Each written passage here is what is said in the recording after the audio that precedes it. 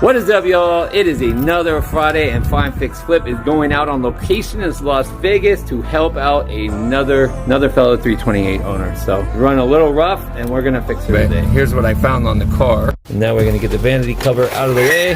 There you go. Oh, well, here's part of the reason.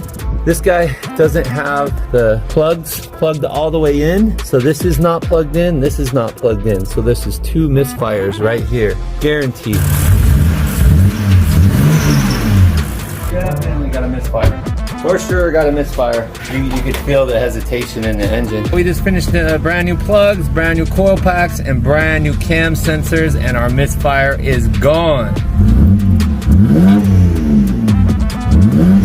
Smooth band RPM all the way through. There we go, she's purring. He is purring. Let's go.